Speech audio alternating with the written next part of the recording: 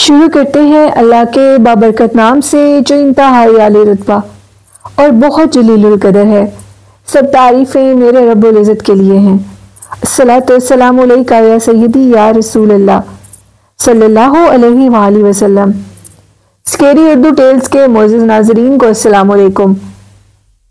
Channel को support करें, channel को सब्सक्राइब करें। चैनल की हाफ इनकम नबी करीम सल्लल्लाहु अलैहि वसल्लम उनके आल और सहाबा के नाम की नेकी करके मुस्तहिक लोगों तक चैनल की जो इनकम है उसको दिया जाता है। और आज नेकी के इस काम में आप भी अपना हिस्सा चैनल को सब्सक्राइब करके डाल सकते हैं ताकि ज़्यादा से ज़्यादा लोगों की मदद हो सके। नबी करीम सल्लल्लाहु अलैहि वसल्लम पर दुरूद और सलाम पढ़ा करें, ये अल्लाह और उनके फरिश्तों का विर्द है। कुरान पाक बेमार तर्जमा और 5 टाइम नमाज पढ़ें, यही दुनिया और आखिरत की कामयाबी है। और आज की खौफनाक कहानी है जो मैं आपके साथ शेयर कर रही हूँ, वो मेरे एक न्यू लिसनर है जिनका नेम मुजम्मिल है। और मुजम्मिल कहते हैं कि मैं आपके साथ 2 ऐसे स्कूल हैं कराची के जिनके खौफनाक वाकयात शेयर करना चाहता हूँ। एक तो कहते हैं कि स्कूल है और एक उन्होंने कॉलेज बताया। और कराची का वो जो कॉलेज है वो भी बंद कर दिया गया और उसकी वजह क्या थी वो कहते हैं कि मैं आपके साथ आज शेयर करूँगा। और कराची का एक मशहूर स्कूल है लाल स्कूल, जिसके मुतल्लिक बहुत सी बातें बनी हैं, लेकिन उसकी मेन वजह लाल स्कूल को बंद करने की, वहां पर 12 बच्चों की मौत हुई थी।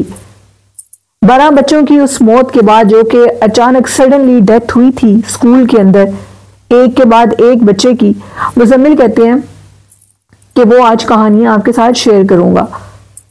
सबसे पहला जो वाकया आज आपके साथ शेयर होगा वो है जी कॉलेज का। वो कहते हैं जी कराची का एक मशहूर कॉलेज है जिसका जिक्र मैं अपने थंबनेल में करूंगी।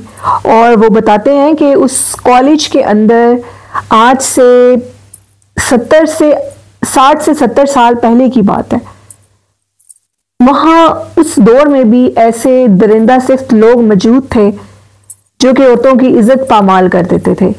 कॉलेज के 10 से 12 लड़के थे और वो जो लड़के थे उन्होंने अपनी ही एक क्लास टीचर थी जिसके ऊपर उनकी कोई नीयत खराब हो चुकी थी या जो भी था। वो कहते हैं कि वो जो कॉलेज था वो काफी पुराना था, 60 से 70 साल पहले का वो कॉलेज था। और उस कॉलेज को बंद हुए तकरीबन 35-40 साल गुजर गए हैं। और ये जो वाकया ये भी तभी का है, यानी 35-40 ईयर्स पहले का ये वाकया है। और उन्होंने बताया कि उनके कॉलेज में कोई पार्टी थी, कोई फन फेयर था या जो भी था, तो जिसमें उन्होंने अपनी कॉलेज टीचर को वॉशरूम के अंदर, कॉलेज के वॉशरूम के अंदर बुलाया और उनका रेप कर दिया। और उसके बाद उधर ही टीचर को मारा नहीं बल्कि उसको उस वॉशरूम के अंदर बंद कर दिया बेहोशी की हालत में, और खुद वो चले गए। अब वॉशरूम वाली साइड पे तो कोई जाता नहीं था और सारा कॉलेज बंद हो चुका था। ये एक अजीबो गरीब कहानी है। मुजम्मिल कहते हैं जो कॉलेज के प्रिंसिपल थे वो कहते हैं कि जो फादर थे उनके फ्रेंड थे। उनका कहना था कि ये एक अजीबो गरीब मिथ थी, एक अजीबो गरीब किस्सा है जो कि सुनने वाले शायद यकीन ना करें, लेकिन ये बिल्कुल हकीकत पे मबनी है। उस लड़की को बंद कर दिया गया कहीं कॉलेज के अंदर, और बंद करने के बाद वो लड़की सारी रात उसी वॉशरूम के अंदर अकेली रही। और जब उसकी आंख खुली तो उसने देखा कि उसने काफी दरवाजा वगैरह भी नॉक किया लेकिन खोलने वाला तो कोई था नहीं। उसके बाद उसने ये किया कि उसने अपने आप का वो गले में जो भी चीज डाली। उसके बाद उन्होंने जो था स्कूल के अंदर, वॉशरूम के अंदर एक फैन लगा होता है, एग्जॉस्ट फैन, उसके अंदर अपना सर दिया और अपनी गर्दन को काट लिया बुरे तरीके से। सुबह जब उठकर कॉलेज में देखा गया तो उस मैडम की जो वो सर के हिस्सों के जो थे वो सारे मांस नीचे तक फैला हुआ था और ब्लड बाहर निकल रहा था उस एग्जॉस्ट फैन के दूसरी साइड से। और बुरे तरीके से कॉलेज के अंदर शोर शुरू हो गया और मैडम की इस हैबतनाक मौत को लेकर सब लोग बहुत परेशान और गमगीन थे। मैडम के साथ ये वाकया क्यों पेश आया ये कोई जान नहीं सका था। खैर उसके बाद वो कहते हैं कि स्कूल जो कॉलेज था वो अपनी रूटीन पे चलने लगा। काफी अरसा केस भी चला लेकिन कोई इसका ना मिल सका, जो भी इसके पीछे लोग थे उनके मुतालिक कुछ पता ना लग सका। उनका पोस्टमार्टम हुआ और उसमें भी यही पता लगा कि मैडम के साथ ज्यादती की गई है। खैर उनकी मौत होनी थी, वो हो चुकी, और वो जो दुश्मन थे वो उसी कॉलेज के अंदर पढ़ते थे। उसके बाद कॉलेज में अजीबोगरीब वाकयात शुरू हो गए। जो भी उस वॉशरूम के अंदर जाता था, उस वॉशरूम में उसकी डेथ हो जाती थी, और होती भी डेथ उसी तरीके से थी जिस तरीके से वो मैडम ने अपने आप के साथ उन्होंने खुदकुशी की। अब ये हालात बहुत बिगड़ते जा रहे थे और कॉलेज का नाम बदनाम होता जा रहा था। कॉलेज के अंदर एक औरत को देखा जाता था जो कि उसी वॉशरूम के अंदर नजर आती थी। यहां तक कि काम बढ़ते बढ़ते वो साया अब ऊपर वाले पोर्शन में भी नजर आने लगा। कॉलेज उनके लड़कों का था और उधर टीचर भी थी जो कि फीमेल टीचर्स भी पढ़ाती हैं। उनका कहना था कि उनको भी वो औरत नजर आने लगी है, जिसकी वजह से कॉलेज में काफी खौफो हिरास फैल गया। कॉलेज के जो प्रिंसिपल थे वो काफी शरीफ इंसान थे और इबादत गुजार शख्स थे। वो अपने कॉलेज की इस बदनामी को लेकर और कॉलेज के अंदर जो वाकयात हो रहे थे उनको लेकर बहुत ज्यादा परेशान थे, जिसकी वजह से अब वो किसी से ये बात डिस्कस भी नहीं कर सकते थे कि उनके कॉलेज में क्या मसला है। और उन्होंने कहा कि मैंने ये रिजू अपने अल्लाह से किया, और कहा कि आखिर मेरे कॉलेज को ऐसी किसकी बदनजर लगी कि एक मैडम के इस वाकये के बाद मेरे कॉलेज का सारा निज़ाम दरम बरम हो गया। वो मैडम भी एक नेक लड़की थी जिसके साथ ये सारा वाकया पेश आया। खैर उस प्रिंसिपल का कहना था कि उसी रात मेरे ख्वाब में वही लड़की आई और उस लड़की का कहना था कि मुझे तुम्हारे ही कॉलेज के 5 लड़कों ने मेरा रेप किया और उसके बाद उन्होंने मुझे इस वॉशरूम के अंदर बंद कर दिया, जिसके बाद मैंने खुद सुसाइड किया और मैं मर गई। अगर तुम उन 5 लड़कों को सजा नहीं दोगे तो मैं उन 5 लड़कों को खुद मार दूंगी, और उनको तुम सजा इस तरह दोगे कि उन लड़कों को तुम उसी वॉशरूम के अंदर भेजोगे, क्योंकि वो जानते हैं और वो इस वॉशरूम के अंदर नहीं आते, क्योंकि उन्होंने मेरे साथ ये बुरा सलूक किया और मुझे जान से मारने तक मजबूर कर दिया। खैर वो सर बहुत परेशान थे प्रिंसिपल, और इनका कहना था कि मैं तुम्हारी मदद कैसे कर सकता हूं। जिस पे उसने कहा कि तुम अपने कॉलेज के तमाम लड़कों को कल इकट्ठा करोगे और वो 5 लड़के एक एक करके तुम लड़कों को वॉशरूम में भेजोगे, और जो भी लड़का उस वॉशरूम में जाने से कतराएगा समझना वही मेरा दुश्मन है और वही मेरा कातिल है। खैर प्रिंसिपल ने ये काम किया और सब लड़कों को बारी बारी उसी वॉशरूम के अंदर भेजा। सब लड़के आसानी से जा रहे थे, लेकिन आखिरी 3 लड़के कॉलेज के उस वॉशरूम के अंदर जाने से कतरा रहे थे, और वो ये कहते थे कि हम इस वॉशरूम में नहीं जा सकते। वो वॉशरूम के करीब भी जाने से खौफजदा थे, जिससे प्रिंसिपल को पता लग गया कि यही 3 लड़के उस लड़की के कातिल हैं। प्रिंसिपल ने जबरदस्ती उनको उसी वॉशरूम के अंदर भेजा, और फिर उसी वॉशरूम के अंदर उन लड़कों की भी मौत उसी तरह हुई जिस तरह उस लड़की ने खुदकुशी की थी। अब 2 लड़के बाकी थे, और वो लड़की उस प्रिंसिपल के ख्वाब में दोबारा आई और कहने लगी कि उन 2 लड़कों को भी तुम इसी तरह इस वॉशरूम में लेकर आओगे। लेकिन उन 2 लड़कों को इन 3 लड़कों का अंजाम पता लग चुका था, और मुजम्मिल कहते हैं कि वो इस कॉलेज में दोबारा फटके भी नहीं। वो 2 लड़के कहाँ गए किसी को कुछ पता नहीं है, और आज तक वो कॉलेज बंद पड़ा है। वो कॉलेज इंतहाई हॉन्टेड और असेब ज़दा है। उस कॉलेज में चीखने की आवाजें आती हैं रात के टाइम। दीवार के ऊपर आज भी उस लड़की का खून के निशान वहां पर बाकी हैं। जब वो प्रिंसिपल जिंदा थे, उन्होंने बहुत कोशिश की कि उस दीवार के ऊपर कलर किया, पेंट सब कुछ करके देखा, लेकिन कुछ दिन के बाद वो पेंट भी, कलर, जो भी सीमेंट वगैरह लगाते थे वो उतर जाता था और वो खून का निशान वाजिया हो जाता था, जिसकी वजह से 3 लड़कों की भी उधर मौत हुई जिनको सजा मिली, और उसके मुतालिक सब जानते थे।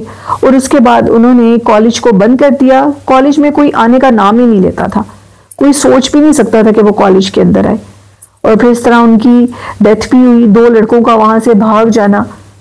अब ये चीज इतनी खौफजदा कर देने वाली थी कि कॉलेज की बिल्डिंग को खाली कर दिया गया, और आज भी उधर चीखों पुकार की आवाजें अक्सर मखसूस दिनों में आया करती हैं। चांद की आखिरी तारीखों पे जब बिल्कुल अंधेरा होता है तो कॉलेज और खौफजदा लगता है और इसके करीब कोई भी नहीं जाता। मुजम्मिल कहते हैं ये तो एक कराची के कॉलेज की कहानी है, और अब मैं कराची के उस स्कूल की कहानी जो कि लाल स्कूल के नाम से मशहूर है, उस स्कूल की भी खौफनाक कहानी है। और उस कहानी के मुतालिक बताया जाता है कि वहां पर 10 से 12 बच्चों की मौत हुई थी, और ये मौत एक ही दिन में हुई थी। मुख्तलिफ क्लासों के बच्चों की अचानक से मौत होना ये एक आम बात नहीं थी, एक गैर मामूली बात नहीं थी, बल्कि ये एक खौफनाक चीज थी। वो जो स्कूल था उसमें तूफान बर्पा हो चुका था। वालिदैन की चीखों पुकार और स्कूल के अंदर अचानक से बच्चों की मौत की खबर सुनकर हर तरफ हलचल मच गई। खैर, स्कूल के अंदर जब बच्चों की मौत हुई तो उसी टाइम स्कूल को सील कर दिया गया। बच्चों की मौत बैठे बिठाए मुख्तलिफ टाइम पर हुई और कोई वजह नहीं थी। सब बच्चे भी गवाह थे और कैमरे भी लगे हुए थे, जिसमें यह देखा जा सकता था कि बच्चे मुख्तलिफ टाइमों पर खुद ब खुद चेयर के ऊपर जो कुछ भी उनके साथ हुआ, हादसाती तौर पर उनकी मौत हुई और वो मौत के घाट उतर गए। खैर, अब ये सब कुछ तो हो चुका था, लेकिन अब ये सब कुछ क्यों हुआ था ये कोई जान नहीं सका था, जिसकी वजह से स्कूल को बंद कर दिया गया और स्कूल के अंदर दोबारा जाने की गलती नहीं की गई।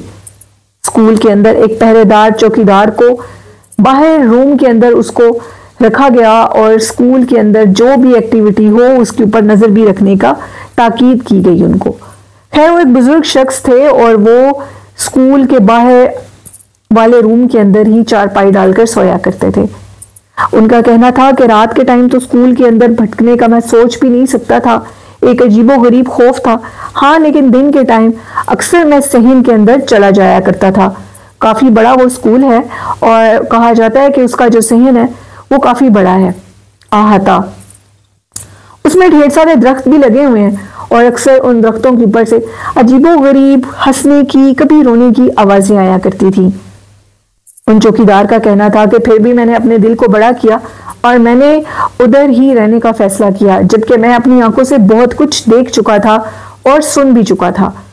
देखा कम था और सुना ज्यादा था। रात के टाइम मेरे दरवाजे का बजना और मैं दरवाजा नहीं खोलता था तो हंसने की आवाजें और मजाक उड़ाने की आवाजें आया करती थी, जबकि स्कूल बिल्कुल पुरसरार और बंद था।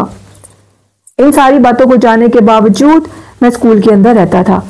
खैर, एक दिन वो चौकीदार कहते थे कि ये तमाम बातें तो एक तरफ थी, लेकिन उसके बाद हद ही हो गई और मैंने फिर इस स्कूल को छोड़ना ही मुनासिब समझा, क्योंकि स्कूल के अंदर वो जो 12 बच्चे जिनकी मौत हुई थी उनको मैंने देखा। वो जो बच्चे जिनकी डेथ हुई थी वो तमाम के तमाम बच्चे छोटे क्लासेस के थे, यानी कि उनमें से जो सबसे बड़ी क्लास का बच्चा था जिसकी डेथ हुई थी वो 5 क्लास का था और बाकी उससे नीचे वाली क्लास के बच्चे थे। मैंने देखा कि 12 बच्चों में से 3 बच्चे अचानक से, मैंने दिन के टाइम उनको देखा कि वो स्कूल के अंदर से 3 बच्चे बाहर की तरफ यानी सहन के अंदर भागते हुए आ रहे हैं। वो सारा मंजर मुझे अचानक से हैरान कर देने वाला था। मैं उन बच्चों को देख रहा था और वो भागते हुए बाहर आ रहे थे और वो मेरी आंखों के सामने स्कूल की दीवार के ऊपर चढ़े और उनके पीछे से कुछ और बच्चे भी भागते हुए आए और वो एक दूसरे के साथ खेल रहे थे।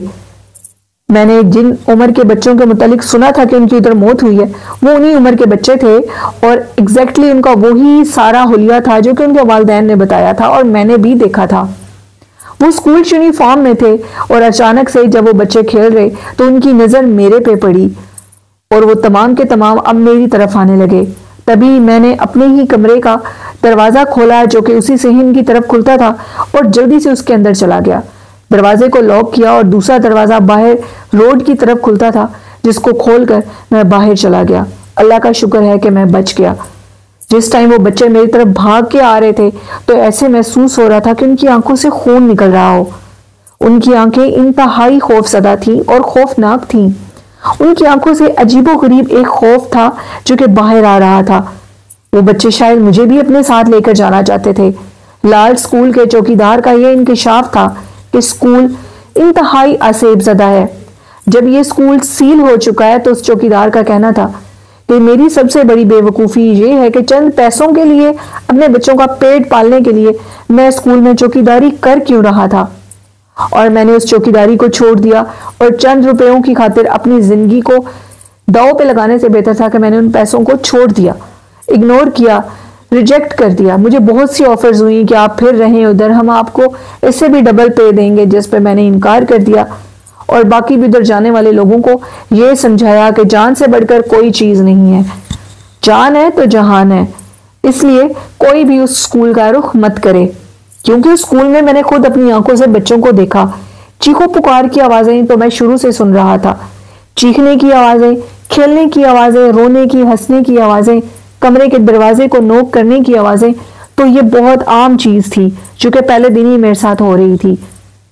मैं अक्सर दरख्तों के ऊपर भी अजीब सी चीजें देखता था, लेकिन उनको इग्नोर कर देता था। अब ये वाकया जो कि मैंने अपनी आंखों से देखा उन बच्चों का, और वो इग्नोर करने वाला नहीं था, इसलिए मैंने उस जॉब को छोड़ दिया और आज तक लाल स्कूल वीरान और बयाबान है। वहां पर कुछ लोगों का कहना है कि एक औरत को भी देखा जाता है जो कि लाल स्कूल के बाहर खड़ी होती है रात के टाइम, और 1 से 2 लोगों को वो अपने साथ स्कूल के अंदर भी ले गई और फिर वो लोग कभी मिले नहीं हैं। अब उस स्कूल के अंदर चुड़ैल आफत जो भी चीज है जिसने बच्चों को भी जान से मार दिया, और उन बच्चों की पुरसरार मौत जो कि आज तक पता ही नहीं लग सकी और ना ही कोई इसको पता लगा सकता है सिवाय अल्लाह और उनके रसूल सल्लल्लाहु अलैहि वसल्लम के। इसलिए हमें भी इन मसलों में मुदाखलत नहीं करनी चाहिए और अपनी जिंदगी बचानी चाहिए। मुजम्मिल के ये वाकयात थे जो कि उन्होंने कराची से शेयर किए, कराची का हॉन्टेड कॉलेज और हॉन्टेड स्कूल जो कि उन्होंने हमें बताया। इसकी असल कहानी क्या थी उन्होंने हमारे साथ शेयर की। अल्लाह ही बेहतर जानता है कि इस कहानी में कितना सच और कितना झूठ है, ये और कोई नहीं जान सकता। और ये वाकयात होते हैं कॉलेजेस, स्कूल, फैक्ट्रीज में, घरों में, बहुत सी जगहों पर। तो ये थी आज की खौफनाक कहानियां। आप लोगों को कैसी लगी अपना फीडबैक मुझे ज़रूर दिया करें, और वालिदैन जैसी खूबसूरत नेमत की कदर करें, उनसे बहुत प्यार और मोहब्बत करें। चैनल को ज़्यादा से ज़्यादा सपोर्ट करें और इसी के साथ अपनी होस्ट नीलम को इजाज़त दीजिए। अपना और अपने वालिदैन का ख्याल रखिएगा। मुझे और मेरे वालिदैन को अपनी ढेरों दुआओं में याद रखिएगा। अल्लाह पाक आप सबका हामी और नासिर हो। अल्लाह हाफिज़, अल्लाह निगहबान।